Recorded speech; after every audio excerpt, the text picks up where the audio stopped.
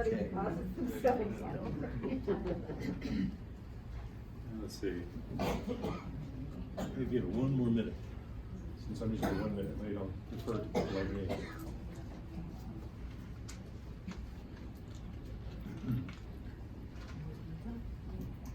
Just out of curiosity, how many people heard about this from an email from Tanasi? Okay, so a third or so. How many people read about it in a newspaper or some kind of media? Which one was it? Okay, was it like a little short article or what? Because I've never seen these things. The Sunday Life section. There's always a lot of what's going on. Yeah, okay, good. So a little blurb, like a few lines. Yeah, and not much. Yeah, sure. It's on social media too. Oh, really? Yeah. Really? Huh. And that was from somebody who had first heard about it some other way. No, it was actually that article. Oh, okay. It was in the Ginkgo paper. Anybody else read about it? Like I know the Greenville Sun had something about it because they called me to ask about it. Anybody read about it in a newspaper somewhere else? Hello, Ellen?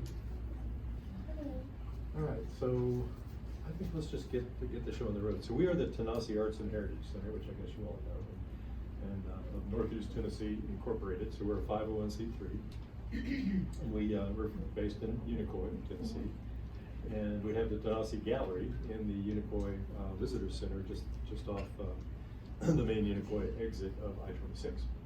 So we have, we've been around for like 12 years now, and we periodically will get grants, federal sometimes, and state sometimes. So this is a Tennessee Arts Commission Arts Build Communities grant, and we're running, I think it's 17 events over a 10-month period. So this is the third event. There'll be another one next week, and it's a variety of different kinds of things. Some of them are talks like this that are kind of, let's call them demonstrations. Some of them are artists showing how to do something to a group who are watching. It's a demonstration. Others are hands-on events where you get some raw materials and you'll sit at the table. And some of you have been at events like that you've done in the past, where the artist will show you how to do stuff and you make it. It might be really simple, or it might be a fairly complicated thing. So we're going to have some of those as part of this. And so that's one reason we want to collect email addresses from you all, because we'll put you on the continually building email address list about our events. And so those that look interesting to you, we'd like to have you come.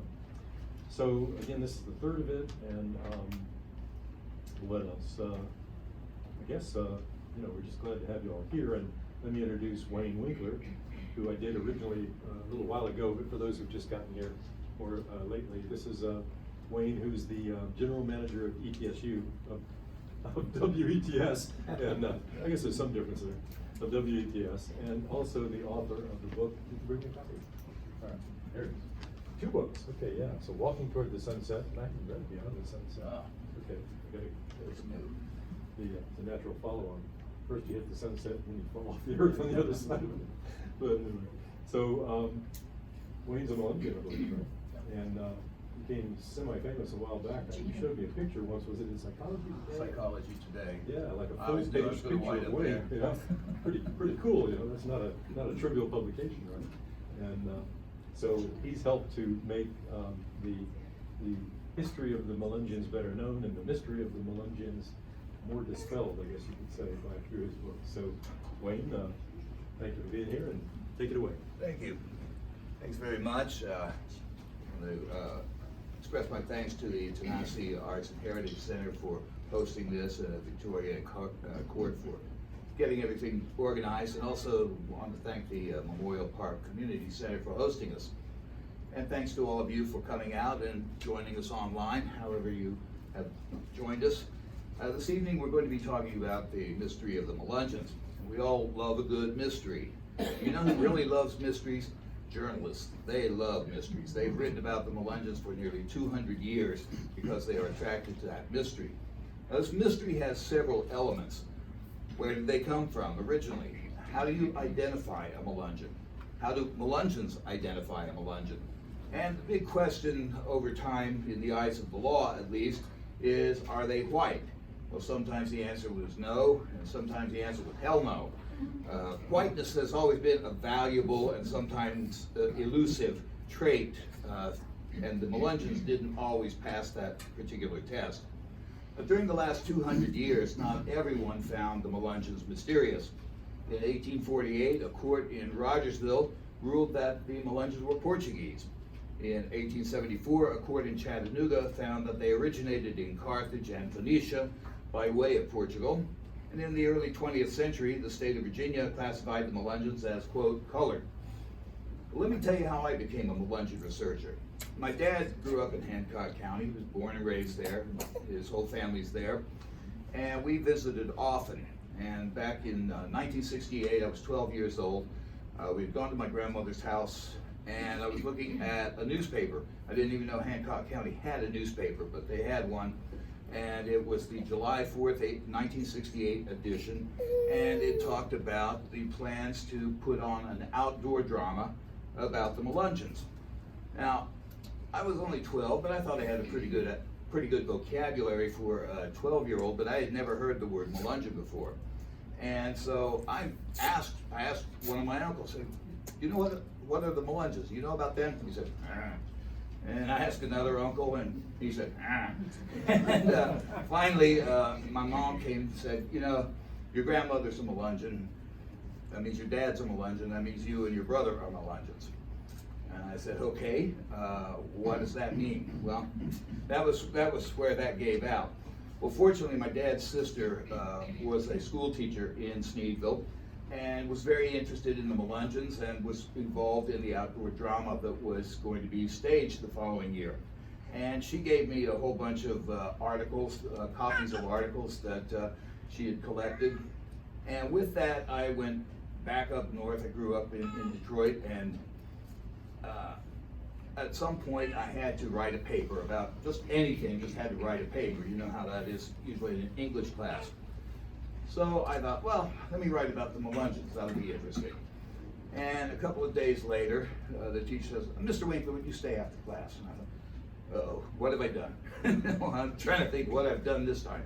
And she came out with that paper and gave it to me. It had a big red A on it. She just wanted to know more about the Melungeons. She was fascinated.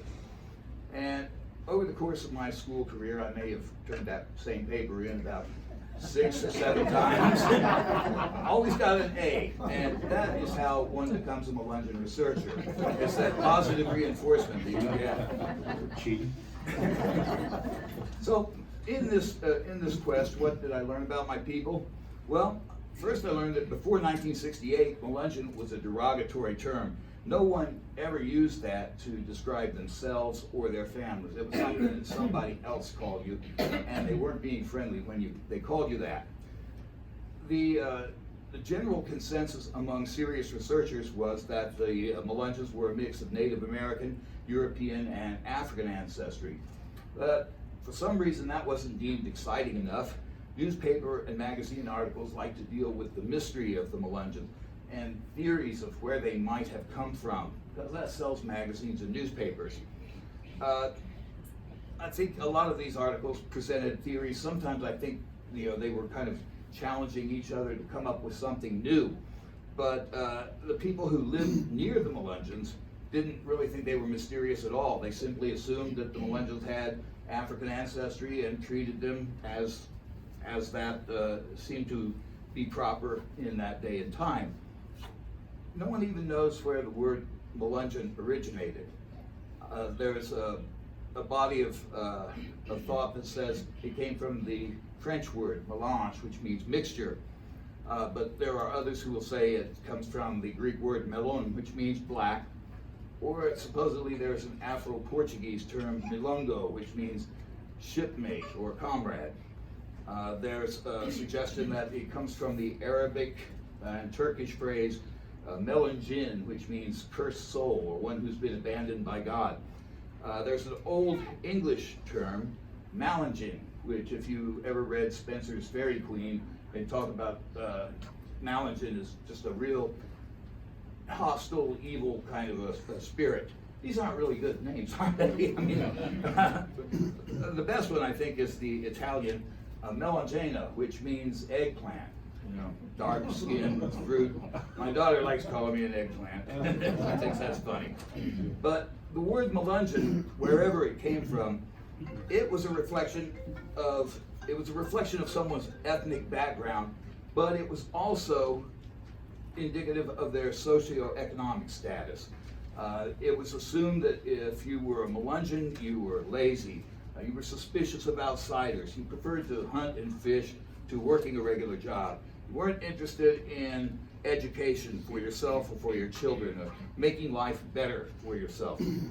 I also learned that by 1968, a lot of people considered the Melungeons to be more or less extinct. But the reasons for that included out-migration. People moved away from that area, like my father did, and as such they weren't counted among the Melungeons anymore. There was also a lot of intermarriage. It got to the point where everybody was connected in one way or another to a Melungeon, at least in Hancock County, and nobody really thought about it anymore. And you started to see articles talking about the disappearing Melungeons. But the reports of the demise of the Melungeons proved to be a bit premature. One of the more popular myths about the Melungeons is that they were in the Clinch River region of northeast Tennessee and southwest Virginia before the European settlers came. John Sevier supposedly mentioned them in a letter, saying that they were there when the first European explorers came through. The trouble is that letter has never actually been found.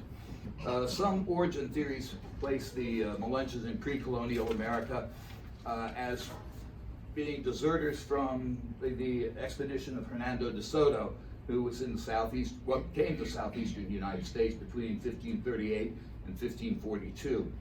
Other theories included that they were descendants of the lost colony of Roanoke Island. These people disappeared somewhere, and it was thought maybe they were the ancestors of the Melungeons. Another theory had that, also connected to Roanoke Island, had it that Sir Francis Drake dropped off a shipload of Turks on the island to bring back some of the English people who wanted to leave. Other theories included Welsh Indians. There was supposedly a legend about this guy named Madoc, who was a Welsh Indian, whatever that might be. For a while there was talk about the Melungeons having been one of the lost tribes of Israel. A lot of stories had to do with shipwrecked sailors or pirates. There were all kinds of glamorous, exciting stories to talk about the Melungeons' ancestry, but there wasn't any proof. I mean, you could just come up with an idea that, hey, there were these people roaming around, maybe they came here, so who knows. Recent research shows that there was a pattern of migration for the families who were identified as Melungeon, coming from eastern Virginia and North and South Carolina, kind of working their way into the interior of the United States. So there is kind of a paper trail, not much of one.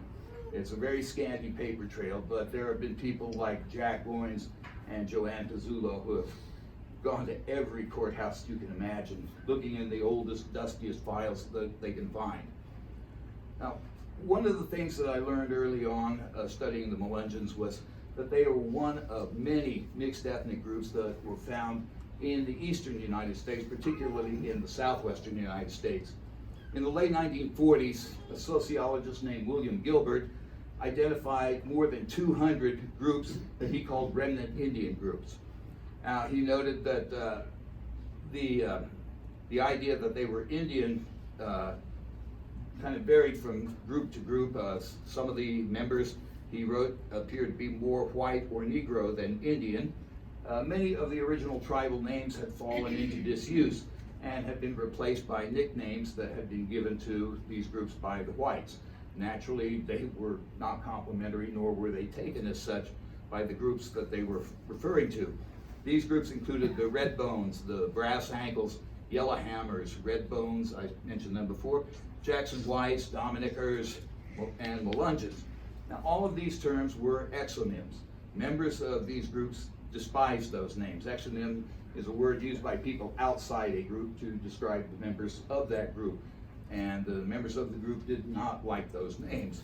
Now, other groups that Gilbert identified maintained tribal names, but in most cases, they were considered by their neighbors and by state authorities to have more African than Native American ancestry.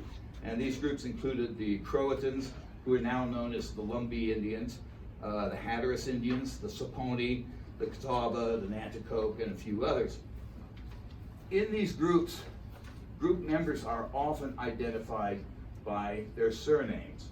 And for the Melungeons, there's a group of kind of core Melungeon names. Those include Collins, Gibson, Bolin, Minor, Bunch, Mullins, Mize, Goins. There are some others.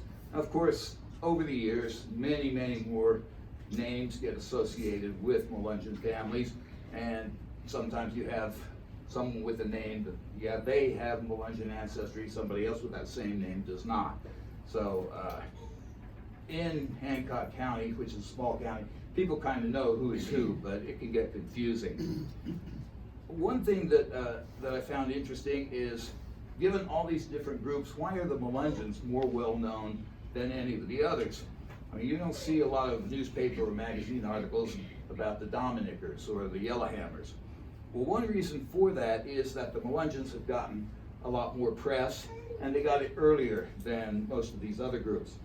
Another factor in that is that, unlike nearly all of the groups mentioned by William Gilbert that did not have a tribal affiliation, the Melungeons, they embraced their identity. They even embraced that name that was once hated. And how that all came about is a very interesting story.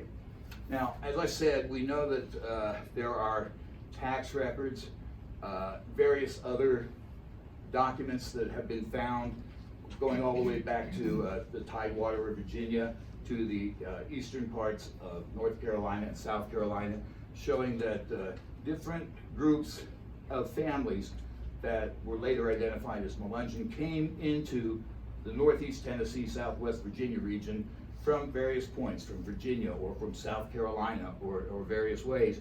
But they came into the Clinch River region of Northeast Tennessee and Southwest Virginia beginning about 1800, which is about the time the first white settlers came into the area.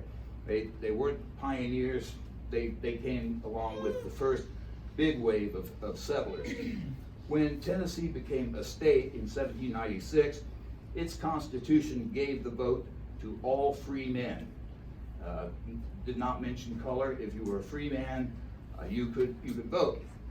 And since men of color were not permitted to vote in Virginia or in the Carolinas, this was sort of an incentive for people to move into Tennessee. But of course, the Constitution got rewritten in 1834, and the vote was restricted to just free white men. And white, by law at that time, meant having no non-white ancestors any closer than the third generation back. That's always been a definition that varies from place to place and from time to time. And we'll see a little later that definition changed, particularly in Virginia. In 1845, 8 Melungeon men were charged in Hawkins County with illegal voting by reason of color.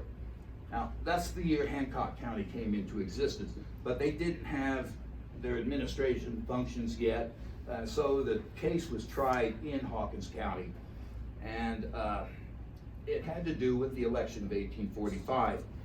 That year, Democrat Aaron Brown defeated the Whig candidate Ephraim Foster to become the governor of Tennessee. In the first district, Democrat Andrew Johnson defeated the Whig William Brownlow for the House of Representatives seat from this district. And somewhere in that election, somebody mentioned that these 8 men should not have been voting. Their names were Vardy Collins, Solomon Collins, Ezekiel Collins, Levi Collins, Andrew Collins, Wyatt Collins, Zachariah Minor, and Lewis Minor. So basically, you've got 2 family names there of people who we don't have any photographs of them. We don't know exactly what they look like. There are no contemporary descriptions, but for some reason, someone said they're not white enough to vote. So they were charged. Vardy Collins paid a fine, and the state decided not to prosecute.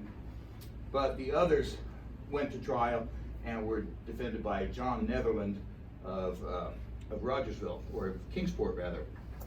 He defended the others in 2 separate trials that were heard in 1848 in Rogersville. Netherland argued that the Melungeons descended from ancient Phoenicians and Carthaginians who came to America by way of Portugal. Now, he offered no evidence to back up that claim, but it seemed to work.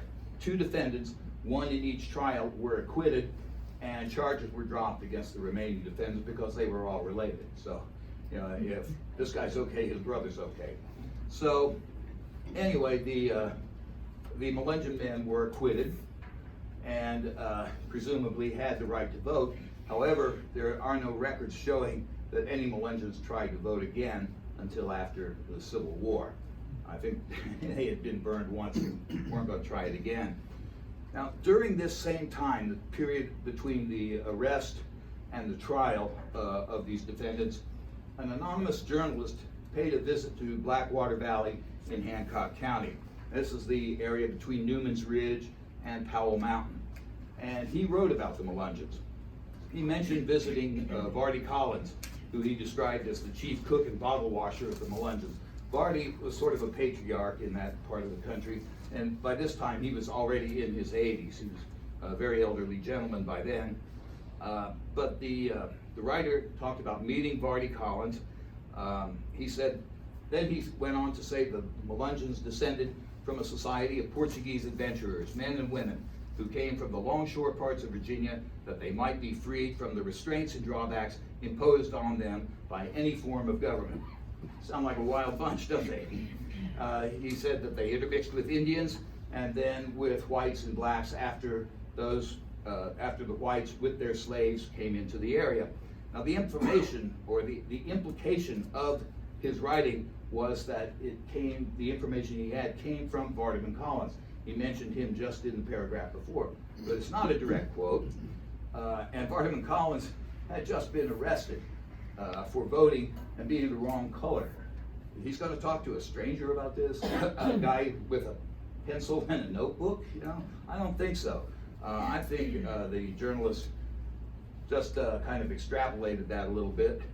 But where did he get the information? Well, that's a good question. It could have come from John Netherland, because it sort of bolstered his case that the Melungeons came from Portugal. The story kind of varied a little bit when he talked about, and then later mixed with Indians, or later mixed with whites and blacks, because that would have put some of these African ancestors a little bit closer than 3 generations back. So I don't know if John Netherland had any kind of input into that journal, or whether he just got it from whomever. But the article appeared in the Knoxville Register in September of 1848. Earlier, it had been in the Louisville Examiner. Maybe it was in other papers as well. We don't know the name of the writer, but finally the article was published in a magazine called Littell's Living Age in 1849. That was kind of like the Reader's Digest. They took articles from various places and reprinted them. Now, this article, along with the verdict in the illegal voting trial, established the idea that the Melungeons were descended from the Portuguese.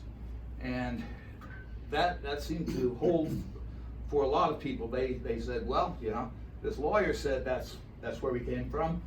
I sure don't know, so that sounds good. I think a lot of people just accepted that because that's what the story was. But what I don't think they realized is that for many generations, African American families in the South used the term Portuguese as a sort of a euphemism for light-skinned family members who were able to pass as white. So, I mean, it was a well-known kind of a thing, except when it applied to the Melungeons, it seemed like an original idea. I should mention that the Melungeons then and now have no apparent remnants of the Portuguese culture. Language, they've only been recorded as having spoken English. Some people mentioned an older, more archaic form of English, but it was always English, never Portuguese or any other language. Religious beliefs were always, as far as anyone knew, Protestant, those who bothered going to church, but they were never known to be Roman Catholic. There were no foodways, no holidays, no other artifacts of Portuguese culture that remain with the Melungeons or were noted even 100 to 150 years ago. Now, I'm not saying the Melungeons didn't descend from the Portuguese. They may well have. It's just that the evidence that's been shown so far doesn't really prove it. In the 1870s, another trial focused on the ethnic heritage of the Melungeons. Now, this one was an inheritance case. A white man had married a Melungeon woman. Now, if the woman was actually, according to the law, a Negro, then the marriage was illegitimate. It was an illegal marriage, so it was an illegitimate marriage, and the child that they had, the daughter they had, was illegitimate and not a rightful heir to his estate. The attorney who represented the daughter was Louis Shepard, who later became a pretty well-known judge in Chattanooga, but he was just starting his career then, and he took this case, and he argued that the Melungeons descended from ancient Phoenicians and Carthaginians by way of Portugal. Kind of a familiar argument, wasn't it? I don't know where he heard about that, but it's very likely that he got that information either directly or indirectly from John Netherland. Now, the jury found in favor of Shepard's argument, and his client stood to inherit the estate. Shepard later wrote about this argument. He said, "Our southern high-bred people will never tolerate on equal terms any person who is even remotely tainted with Negro blood, but they do not make the same objection to other brown or dark-skinned people like the Spanish, the Cubans, the Italians, etc." So it seemed like in these cases, the lawyers may have stumbled upon an ethnicity of convenience, one that worked for their client's favor. In the summer of 1890, an author and poet by the name of Will Allen Dromgoole went to Hancock County to see and write about the Melungeons. Will Allen Dromgoole, despite the masculine sounding name, was a female. And she wound up writing 2 articles for the Nashville Sunday American. And the following year, in 1891, she reworked a lot of that material and added some new material for 2 articles in the nationally distributed magazine, The Arena, which originated in Boston. Now, Will Allen Dromgoole did not have a very favorable impression of the Melungeons. She called them dirty, lazy, suspicious, inhospitable, immoral, and she went at great length to talk about how ugly they were, particularly the ugliness of the women.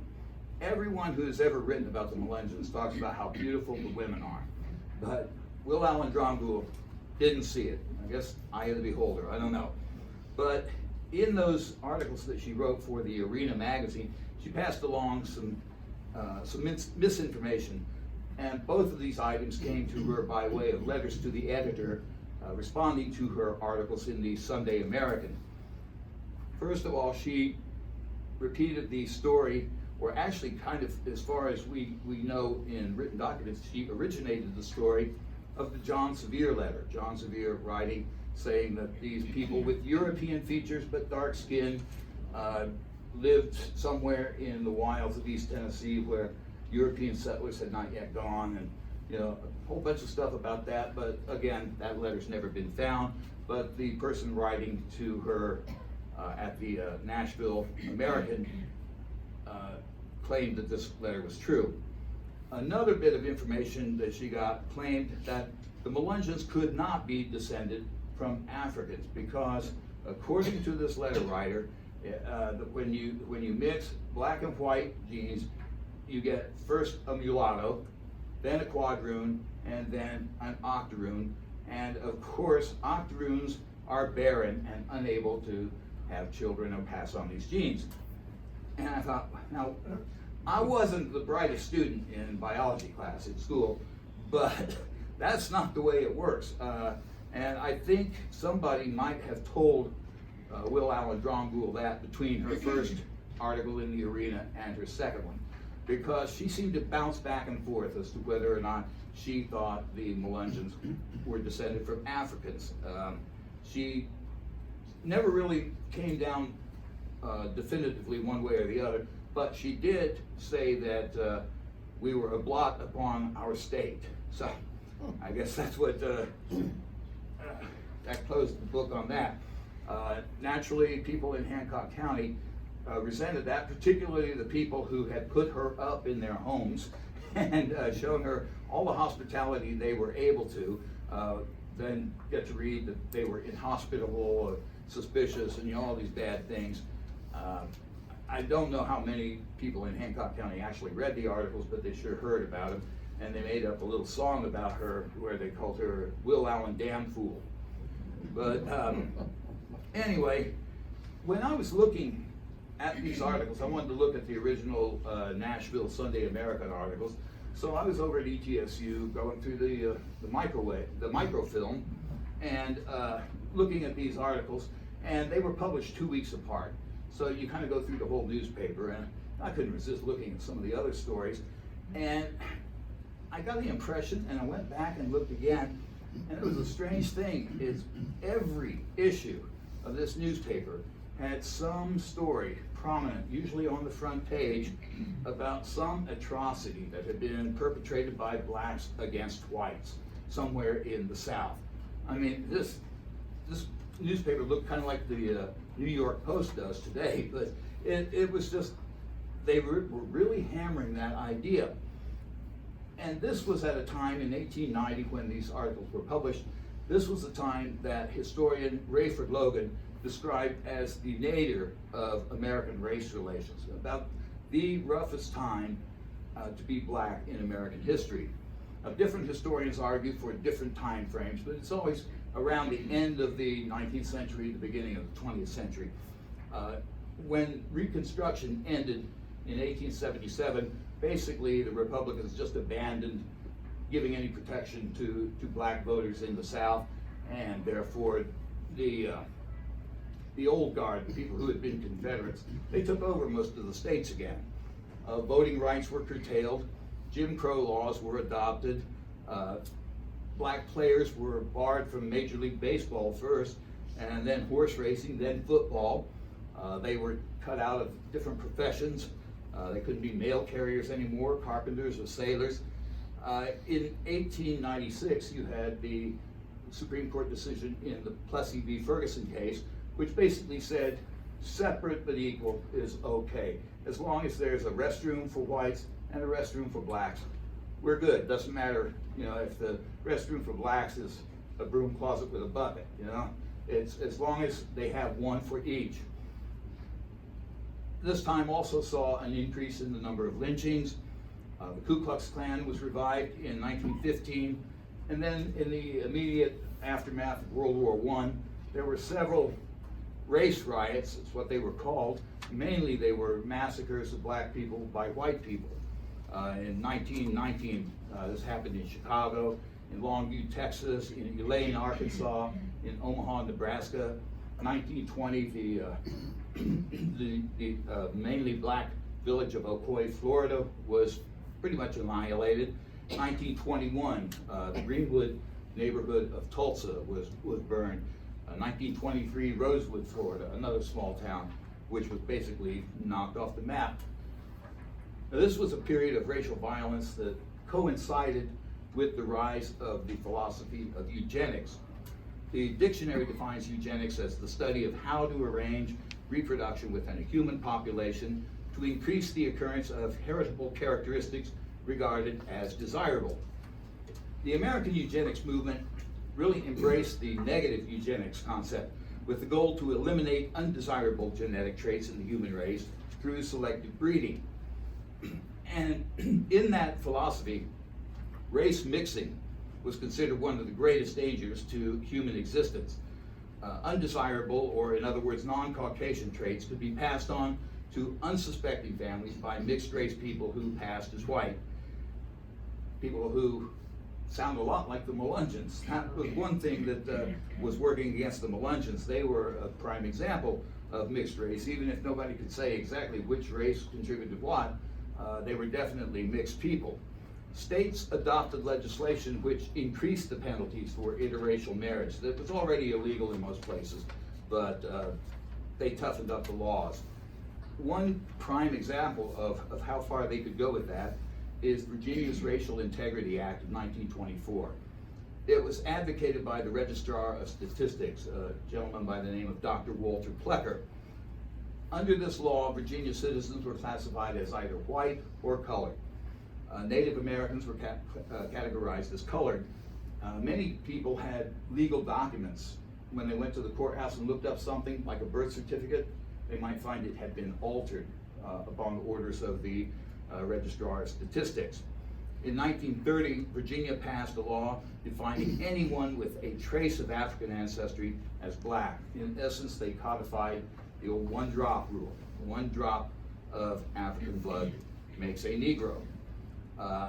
They did have one exception for that, though. If you know anything about the first families of Virginia, they're quite proud to be descended from Pocahontas, who was definitely non-white.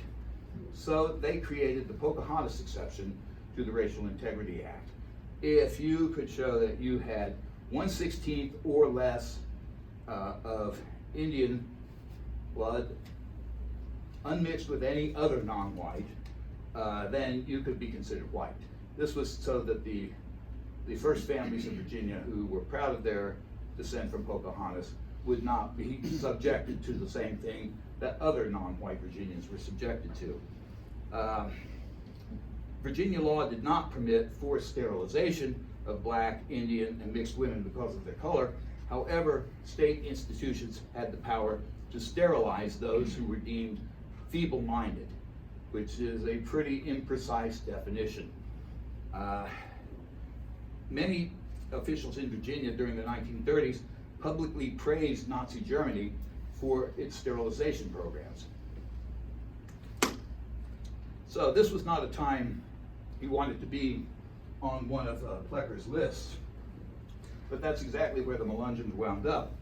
Of course, when World War II started, Virginia officials stopped praising Germany. It didn't seem like a good idea, but they were still carrying out many of the same policies. In December of 1943, Walter Plecker sent a letter to local registrars, clerks, and legislators, and he asserted that all Virginia Indians had some degree of, quote, Negro blood. And then he listed the surnames of families that he accused of trying to pass for white. And if you look at the listings for Russell County or Smith County, Scott County, Wise County, Lee County, there were some familiar names if you are a Melungeon: Collins, Gibson, Moore, Goines, Ramsey, Delph, Bunch, Boland, several others. There was a notation with that said, chiefly Tennessee Melungeons. Oh, Virginia didn't create these folks, they came over from Tennessee. It was kind of a little bit of, I think, Virginia chauvinism getting in there, but anyway, across the state line, I mean, Virginia and Tennessee kind of come together at Hancock County, and at the north end of Vardy Valley is the Virginia state line. In the Vardy Valley, the Presbyterians opened a school, which they called the Vardy Mission School, and it was the only institution providing primary education for Melungeon children. Melungeons weren't permitted to go to school with white kids. It was also very difficult for them, if they lived on the north side of Newman's Ridge or in the valley, there was no way to get across the ridge into the rest of the county where the schools were. And nobody thought it was important to make a way for them. So they basically didn't have any opportunity for education until the Presbyterians showed up. The Reverend Chester Leonard was in charge of the school, and he was a pretty energetic guy. He got a new state-of-the-art 3-story school building built, which was a better building than most schools in East Tennessee had in 1929. His teaching staff was made up of people who all had a master's degree or better. This was a time when teachers in Hancock County are still working on provisional licenses from year to year. So there was not just educational opportunity, it was high quality educational opportunity. This school provided adult education, it provided vocational education, they had community activities, they had slideshows, they had electricity at this place through a Delco generator. This was before they strung electric wire into the valley. People could come and see electric lights and see slideshows. All kinds of educational opportunities were available through this school. And students who wanted to be to go on to school after the 8th grade had the opportunity to go to Warren Wilson College in Asheville or Berea College in Kentucky, where they could finish their high school education and go on to college, usually at no expense. So, that was kind of a legacy of the Vardy School in Hancock County. It wasn't a school just for Melungeons, but that's who basically was served by it. The school became a part of the Hancock County school system in 1955 and finally closed in 1973 because the population of the valley had dropped so low. Now, the Vardy School provided not only education, but they provided opportunities to escape the stigma of being a Melungeon. The Reverend Leonard and his staff never used the word Melungeon. That was a bad word. That was an insulting word, and they never used it. They never brought it up. Today, people say, "Why didn't they teach them? Be proud of your heritage and all." They just wanted to get them through, give them an opportunity for an education, and frankly, to get out of Hancock County. That was one of the big things that they urged: is move away. If you're a farmer, you can move to southern Indiana. He had connections there. It's like much better farmland there. You'll do much better. Or you can go to work at a factory. You can go to a city. Nobody is going to say, "Oh, you're one of those Collinses, are you?" and automatically pigeonhole you. You could just be somebody that nobody paid any attention to, and that's what a lot of folks wanted. But the Vardy School tried to make that option available to people. Many people did move away. My father moved away, but some people completed their education and moved back to Hancock County. The place does have its charms, but these people came back and became educators. They became business leaders. They became government officials. And the funny thing happened, they were no longer Melungeons. That word, as I said, had a socioeconomic aspect that did not fit these people anymore. They were educated. They were employed. They wore jackets and ties to work. That term didn't seem to fit them anymore. Newspaper and magazine articles talked about the disappearance of the Melungeons. Well, they hadn't disappeared like they didn't exist anymore. They had moved away, many of them had, and others had just assimilated into the larger society. As it turned out, Hancock County had been losing people for a while. Between 1860 and 1960, the population of Hancock County dropped by about half. By 1960, it was the 8th poorest county in the United States. People who had jobs and lived in Hancock County, the jobs were in Morristown. And that involved a drive over Clinch Mountain on Highway 31. And that was a dangerous road. My dad taught me to drive on that road. He said, "You'll never be afraid to drive anywhere after you've done this." And he was right. That was the scariest road I've ever been on. It's a 2-lane road, hairpin turns, no guardrails that I can recall. And employers in Morristown wouldn't hire people from Hancock County unless they moved to Morristown. They said, "You're not going to come across that ridge if it snows even a little bit, or even if it rains hard. You're not going to risk your life going across that mountain." So it was basically people had to move far away, and they were just gone. Not only them, but their tax dollars, the tax base of the county was disappearing. So they had several different problems going in Hancock County. The county was, and still is, solidly Republican.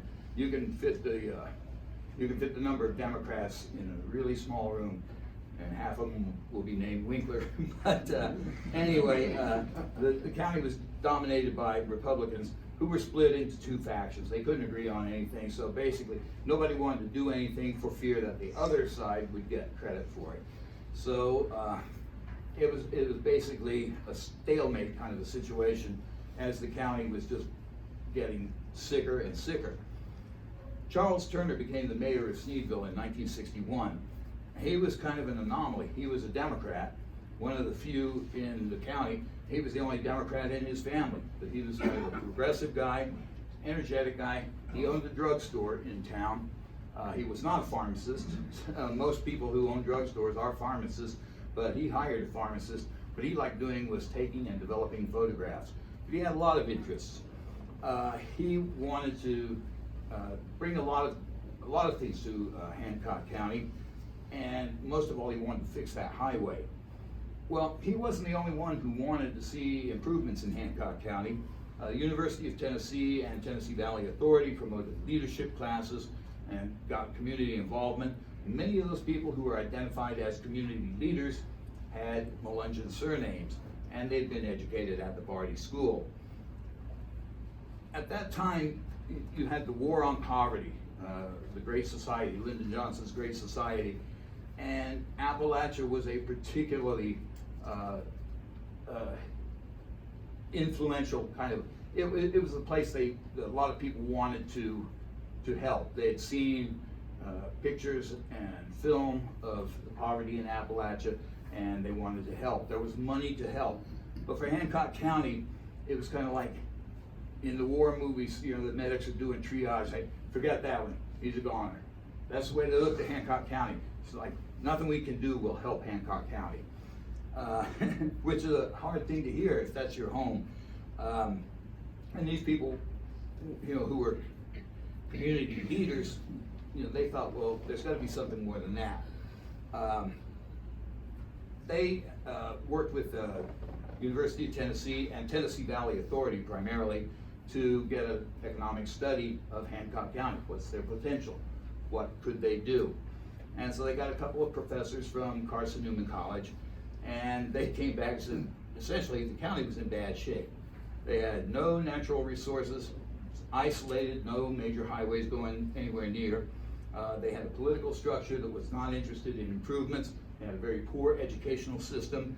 The only asset they had was beautiful scenery. And so they thought tourism would be the best option for Hancock County. How to bring tourism to Hancock County? In the mid to late 60s, outdoor dramas were very popular. Some of them are still around, you know, Trail of the Lonesome Pine up in Big Stone Gap, Horn in the West in Boone. But, you know, in the 1960s, there were many more outdoor dramas. One I remember was in Pineville, Kentucky, the Book of Job. But it seemed like every little bit of local history was being commemorated with an outdoor drama. And these professors thought that an outdoor drama might be just the ticket for Hancock County because they had a story that was interesting and unique. They had the story of the Melungeons. Now, Hancock County is not the only place Melungeons were. The Melungeons were all over, but Hancock County had the reputation of being the home of the Melungeons. And they thought, you know, people will come and see this play because they want to know more about these mysterious Melungeons. Because this was a time when, you know, a lot of these theories were being bandied about, and you know, the Melungeons seemed pretty mysterious and interesting. At least they did to my teachers, and that worked out well for me. But in Hancock County, the reaction to that idea was negative at first. The county was always a little bit embarrassed about the Melungeons. In 1947, Saturday Evening Post published an article called Sons of the Legend. And it painted Hancock County and Sneedville in a very bad light. It made the Melungeons look like some dirty little secret that nobody wanted to talk about.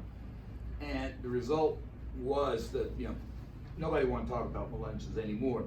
There was a young woman who was attending school at East Tennessee State Teachers College at that time who quit school because she was from Hancock County. She wasn't connected to the Melungeons, but she was from that county where they are from.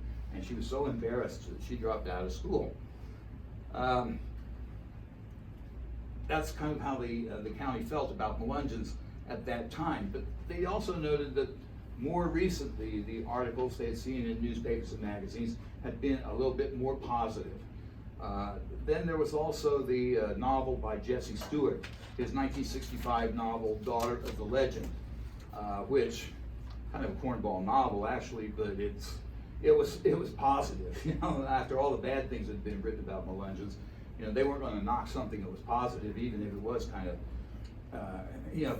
of a corny story.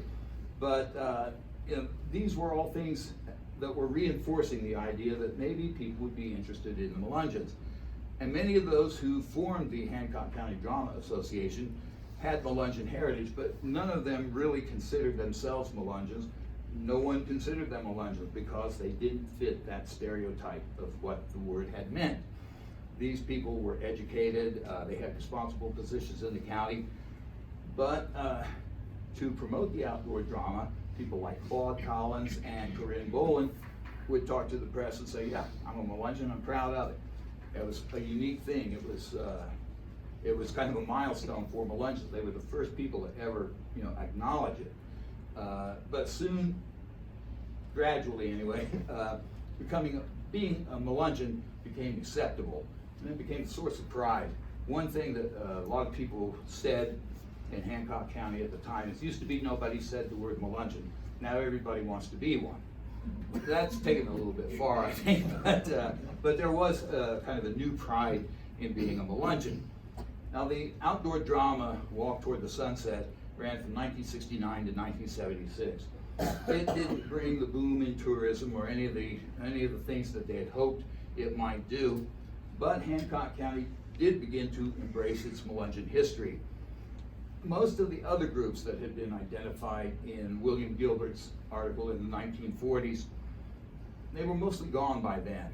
Integration had made those groups undefinable. It's like, when everybody can go to the same school, it's not, oh, well, their kids go to this school and our kids go to that school. They didn't have that anymore. So a lot of the identification of these different groups had kind of disappeared when the segregation ended. And of course, many people had moved away or had just simply assimilated into the larger culture. But Hancock County acknowledged their Melungeons, and interest began to spread outside of Hancock County. In 1994, Brent Kennedy published his book, The Melungeons, The Resurrection of a Proud People. And he argued that the Melungeons were far more widespread than anybody had previously believed. He also argued that the Melungeons had a Turkish or Middle Eastern origin, and he was able to reach a lot of people. He was a very charismatic speaker, had a lot of energy to go out and talk. He could go on for a long, long time about the Melungeons. That's why I carry notes, so I'll know when to stop. But Brent got a lot of people interested in Melungeons. His research, you know, was not what it should have been for an academic kind of a book, but he called his book a manifesto. He wanted people to look into these claims. He said, if everything I write is proved wrong, at least somebody looked into it and tried to find out what the real truth was.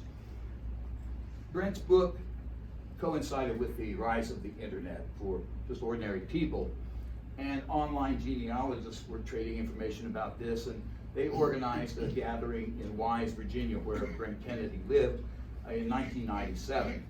And as a result of that, the Melungeon Heritage Association came together as a nonprofit organization, and they still exist and are still doing events every year.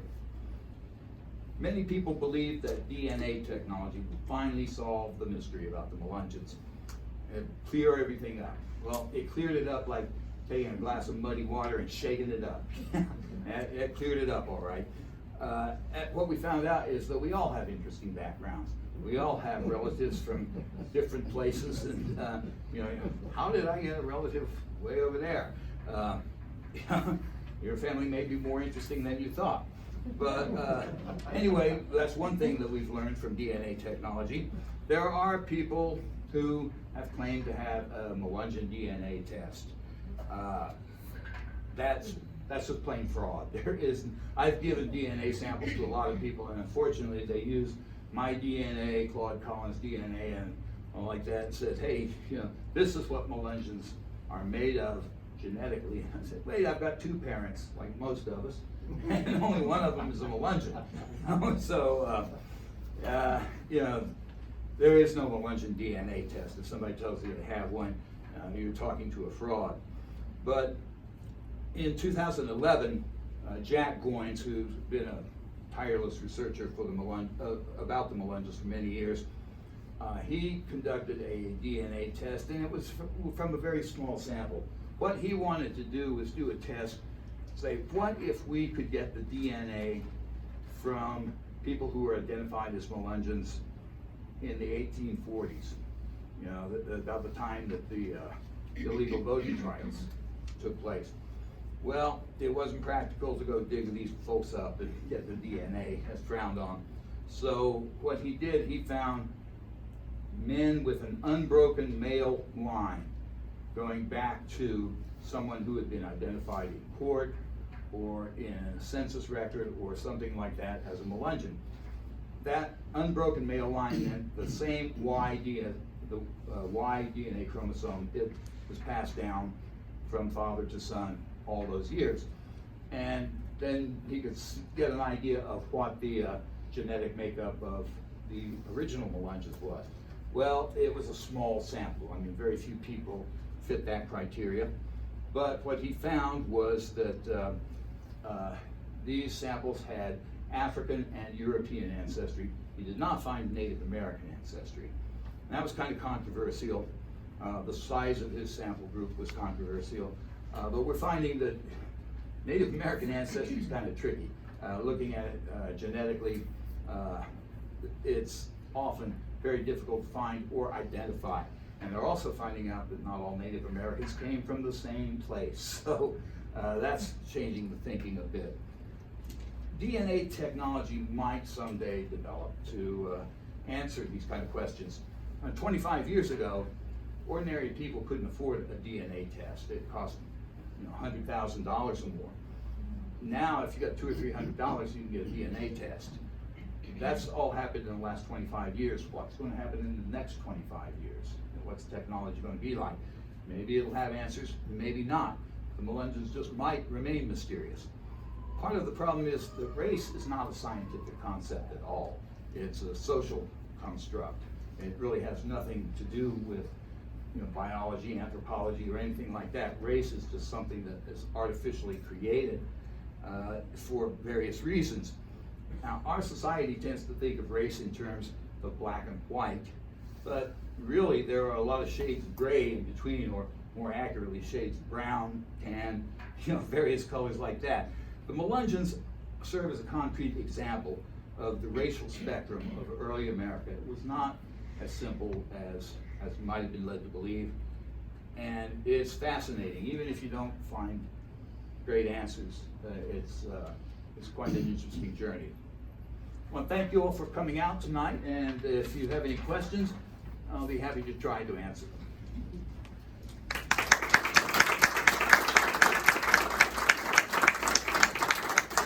These are my books. Walking Toward the Sunset was my attempt to write something of a textbook. If a class was to be held on mixed ethnic communities, this might serve as a textbook. I didn't want to take any kind of a position. I didn't really have a position to take. I just wanted to document as much as I could. Beyond the Sunset is about the outdoor drama. The outdoor drama is called Walk Toward the Sunset, but I already used that name on my first book. I didn't plan ahead. So anyway, not that it matters when you write books about the smallest ethnic group I've ever heard of in a remote county. You're not going to get on the New York Times bestseller list, but there are people who are interested. So anyway, the Beyond the Sunset just came out right before everything shut down due to the pandemic, but I enjoyed writing that. It was a lot more original research, and my only regret was that I didn't write it many years ago when more people who were involved in the story could have read it. Any Yes. questions, anybody? Yes. There was something on PBS a couple of years ago about different groups of Melungeons. Are there other areas where they tend to be? Well, there are areas. There's a Melungeon community or was in the 1940s, a Melungeon community in Ray County near Dayton. but most of those were from one single family, the Goins family. There was a settlement in Carmel, Ohio, and they were called the Carmel Indians, but they had family connections to the Melungeons of Hancock County. Of course, Hancock County is not the only place Melungeons were. I mean, they're in Granger County, Claiborne County, spread out up into Virginia, and Lee County, Wise County, Scott County, and in Kentucky as well. So that was basically the settlement area of the Melungeons in the 1800s. Then there are other groups that sometimes get called Melungeon, or there might be a Melungeon connection. And in some cases there might be, you find some of the same names in different groups. The interesting thing is the name Goins shows up in all of these groups. That is like one of the most ubiquitous family names when studying mixed ethnic communities. Goins just shows up everywhere. Yes? I've done some reading on the Melungeons over the years, and I have read, and I'm just curious on your opinion on this, that Elvis Presley was a Melungeon with his black hair and his blue eyes. Well, his black hair came out of a bottle. If you look at pictures when he was in the Army, he was a lot closer to blonde. But Elvis's mother came from this part of Tennessee, and there is some suggestion that she may have had Melungeon connections. Now, I don't know. I don't really do genealogy. I had my hands full with the relatives I knew. I didn't go looking for any others. But the idea that she had some family members who had names that were associated with Melungeon. I'll say that. So it's very possible. But I mean, Elvis wouldn't have known anything about the Melungeons. There's also the suggestion that Abraham Lincoln was a Melungeon. Yeah, I mean, we'll claim him, but I don't see that there's a real solid evidence there. And we'll claim Elvis too. But yeah, I don't know that those are really valid. But it's something that sells newspapers. Yeah.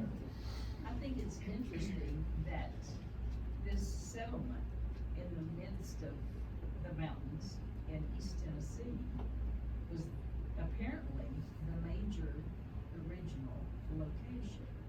When you think of course, I realized that they had to arrive at the coast and travel inland and so forth. Well, it seemed that families kind of wound up in that general area from very different starting points. So there could have been some sort of little familial contact saying, hey, we're going to move over here. I've heard it said that they moved to a remote place so that they would be left alone and people wouldn't want to steal their land and such. But when you look at 1800, I mean, yeah, there's no railroads or highways or anything in Hancock County today, but in 1800 they had the Clinch River, and that was one of the main means of transportation in colonial America. I mean, they didn't have railroads then.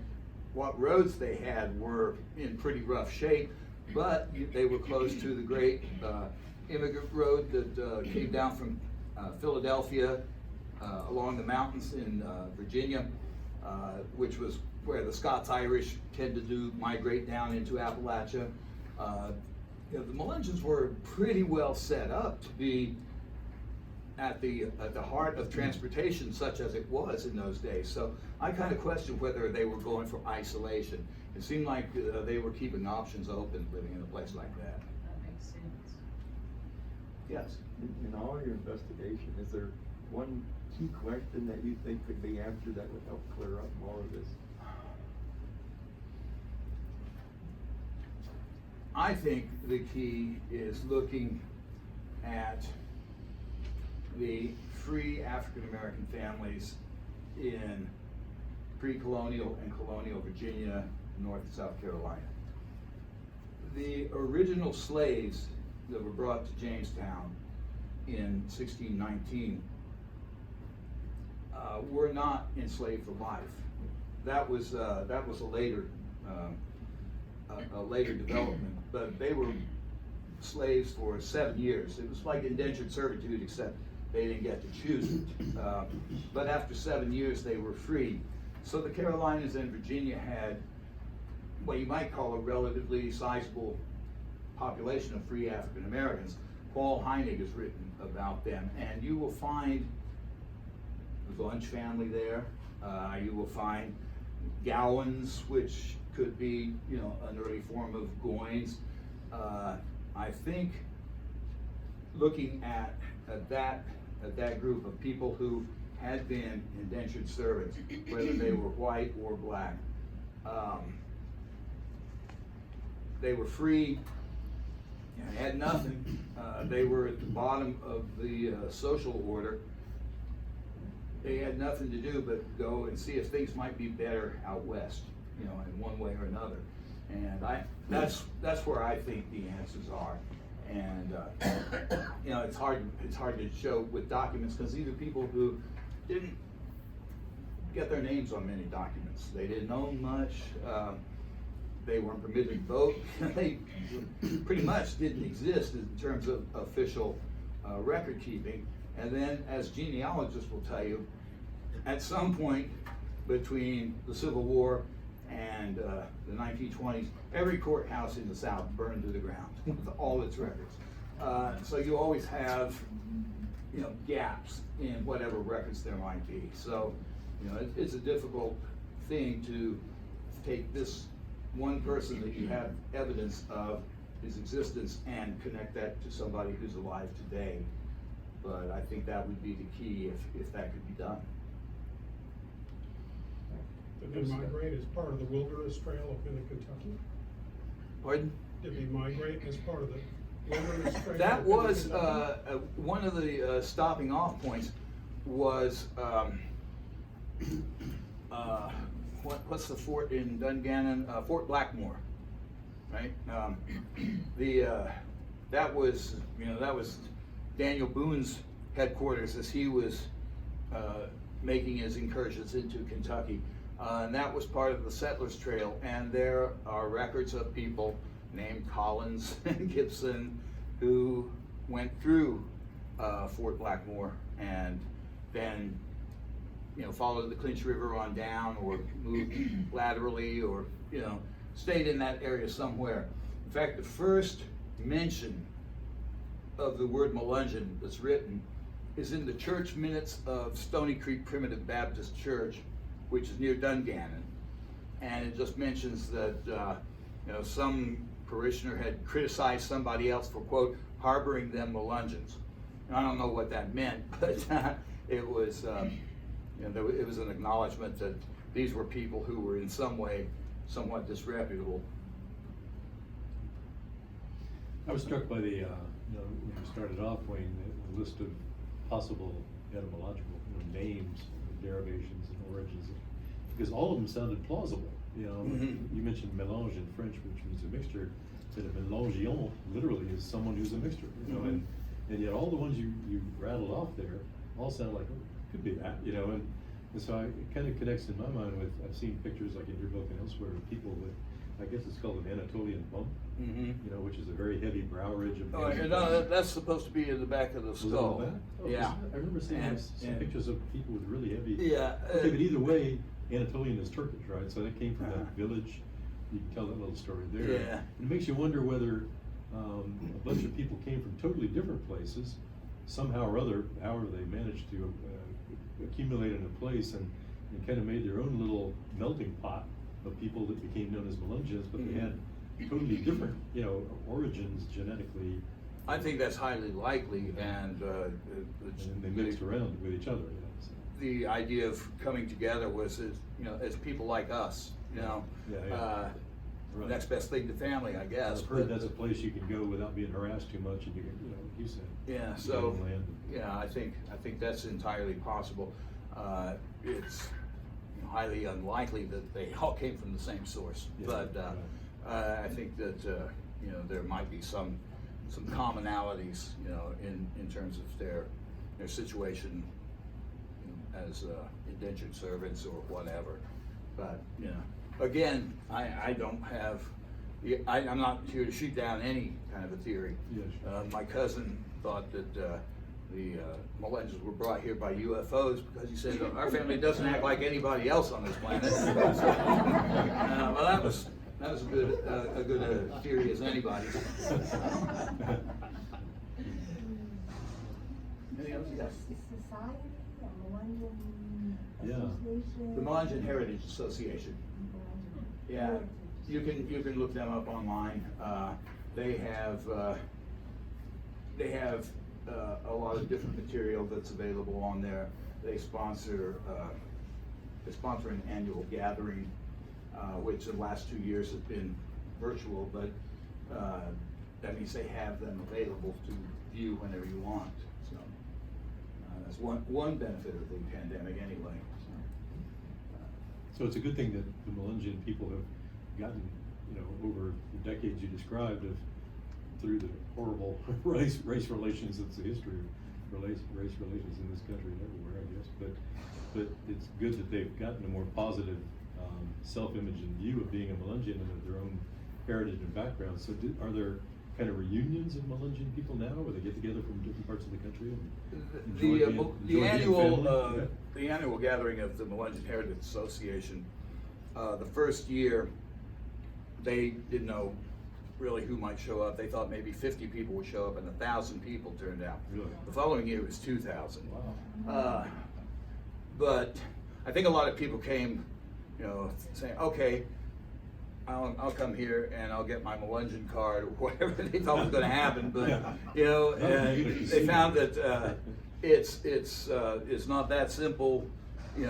Trying to figure out who your family is pretty complicated in a lot of cases. So I think a lot of interest dropped off when people said, well, I'm not making a connection here. It was interesting, but they still have fairly decent turnout, but it's not like when it was new. The first couple of years, they got a lot of attention. And then there were television crews from Turkey, from Portugal, from everywhere, and they would come to, they'd fly into Tri-Cities, and I would pick them up and take them to Sneedville, and we would eat at the diner in Sneedville, and the waitress there said, "You bring in the most unusual people." But we were good tippers, so they liked it. So you kind of have become an ambassador to some extent, or worked for a while. Well, Sort of. yeah, people call me. You get the I've books. got a listed phone number.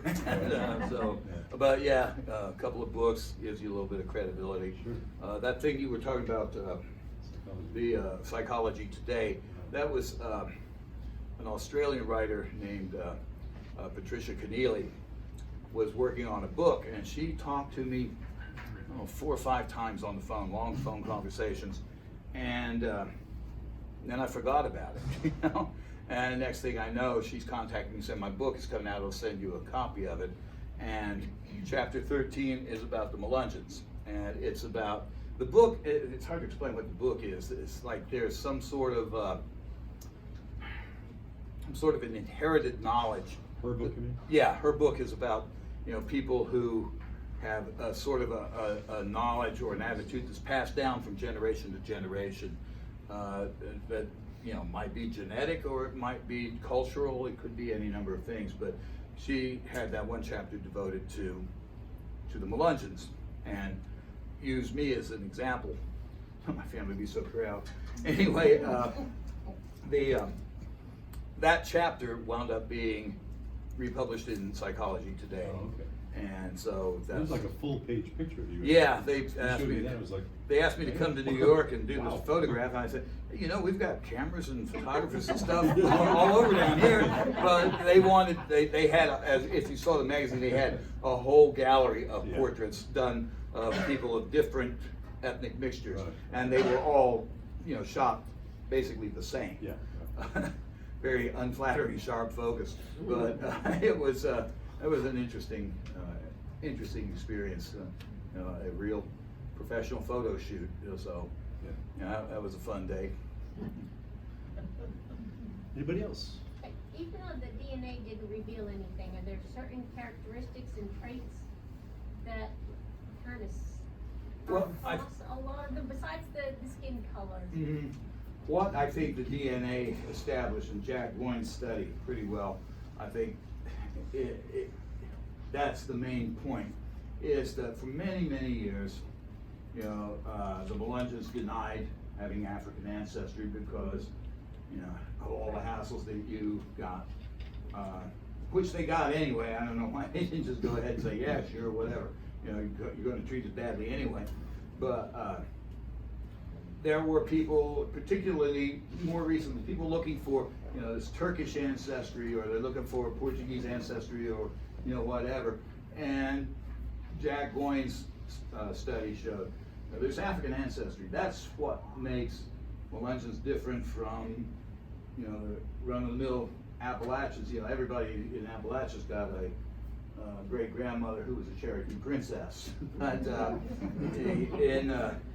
in the case of the Melungeons, that's just, you know, it reminds me of, you know, my family, my dad's family lived up in the Midwest, and my grandmother's family was, her maiden name was Bunch, and she, we used to go to the Bunch family reunions up there. There would be, you know, there'd be hundreds of people there, and we'd always have a place, you know, in the park, had picnic tables, lots of food, lots of kids to play with, but people were a variety of colors in the 1960s, and people would come up there and look around and say, are we in the right place? Is this the Bunch family reunion? Yeah, this is it. Welcome to the family. Get some food, enjoy it. You know, that's just, I think people were looking for something a little bit more, not that they, you know, wanted to reject African ancestry necessarily. They just want something a little more glamorous, a little more adventurous, you know. And you know, being descended from indentured servants might not seem all that glamorous, but to me, as people who started out at the bottom and managed to stay alive to today's generation, that's to me, that's a pretty exciting story. I don't know if anybody's going to make a movie out of it, but I'm pretty impressed. Okay, well, thank you very much. Like I said, I've got books here if anybody's interested, but thank you very much for having me, and have a good night. Thank you.